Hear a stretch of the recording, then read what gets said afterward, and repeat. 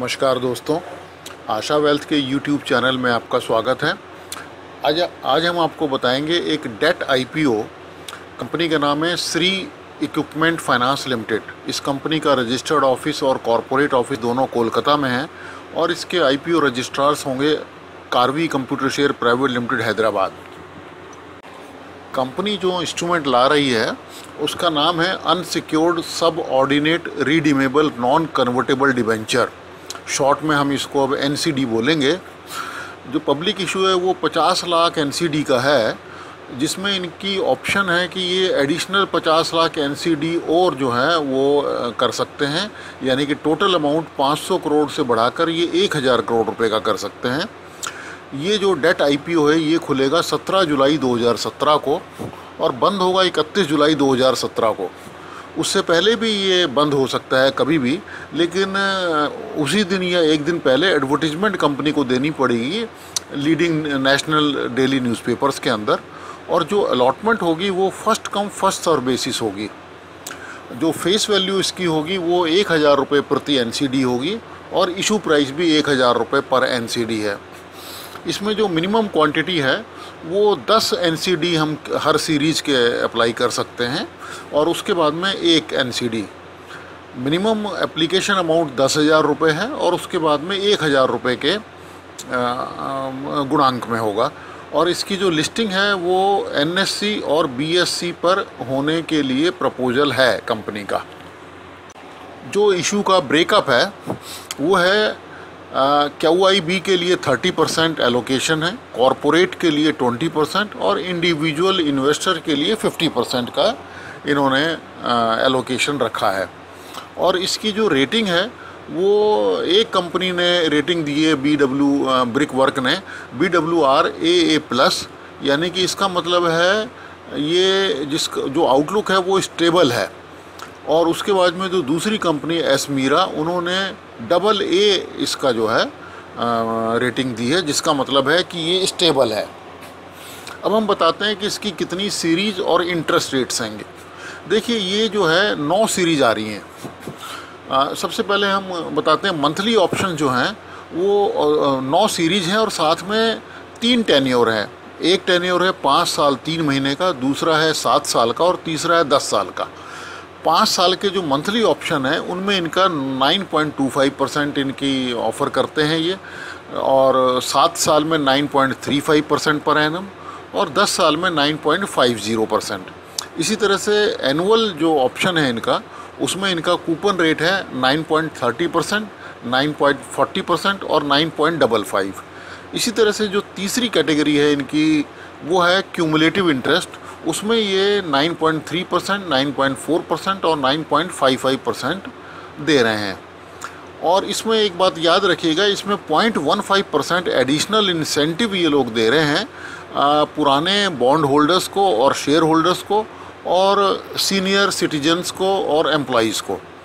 और एक और इसमें है कि जो एप्लीकेशन अमाउंट है उसमें भी 8% पर एनम का आपको इंटरेस्ट मिलेगा, और रिफ़ंड अमाउंट अगर होता है आपका तो उसमें भी 6% पर एनम का आपको इंटरेस्ट मिलेगा। अब इस कंपनी की हिस्ट्री के बारे में जानते हैं। कंपनी की स्थापना 13 जून 2006 को हुई थी और उस समय इसका नाम था श्री इंफ्रास्ट्रक्चर डेवलपमेंट लिमिटेड। 16 अप्रैल 2007 को कंपनी का नाम बदलकर Shri infrastructure development finance limited कर दिया गया। 28 सितंबर 2007 को कंपनी का नाम जो है वो दोबारा बदलकर Shri infrastructure development finance private limited किया गया। 30 मई 2008 को इसका नाम बदलकर Shri equipment finance private limited करा गया और फाइनली 28 अक्टूबर 2013 से इसका नाम जो है वो श्री इक्विपमेंट फाइनेंस लिमिटेड है, क्योंकि उसके बाद में ये पब्लिक लिमिटेड कंपनी बन गई दोबारा। अब हम जानते हैं कंपनी के बारे में कि कंपनी करती क्या है। कंपनी जो है ये एक leading non banking financial company है, एक ऑर्गेनाइज्ड इक्विपमेंट फाइनेंस करने में, और जो इसका प्रिंसिपल फोकस है वो इंफ्रास्ट्रक्चर इक्विपमेंट फाइनेंस करने का है। और कंपनी जो है वो रजिस्टर्ड है आरबीआई में as non deposit taking systemically important non banking financial company. Company जो है वो अपने जो प्रोडक्ट्स हैं इनके फाइनेंशियल प्रोडक्ट्स वो construction, mining, technology, solution, health care, ports and railways, oil and gas, agriculture और ट्रांसपोर्ट सेक्टर्स में देती है। और जो इनके प्रोडक्ट्स हैं वो उनका होता है कि लोन्स में होते हैं, लीजेस के अंदर होते हैं, रेंटल्स के रूप में, और फीस बेस्ड सर्विसेज इनकी होती हैं। और 31 मार्च 2017 को इस कंपनी के 21 स्टेट में इनकी प्रेजेंस थी, जिसमें इनकी 89 ब्रांचेज हैं पूरे इंडिया में, और 60,000 कस्टमर को इन्होंने 1714 करोड़ रुपए के लोन बुक इनकी है, डिस्बर्समेंट ये लोग कर चुके हैं। अब इस जो इशू है, डेट इशू, इसके जो ऑब्जेक्ट्स हैं, वो पहला ऑब्जेक्ट है इनका कि जो 75% जो अमाउंट है मिनिमम, वो तो ये करेंगे लैंडिंग में के पर्पज़ के लिए काम में लाएंगे, या रीपेमेंट जो है पुराने लोन ये करेंगे।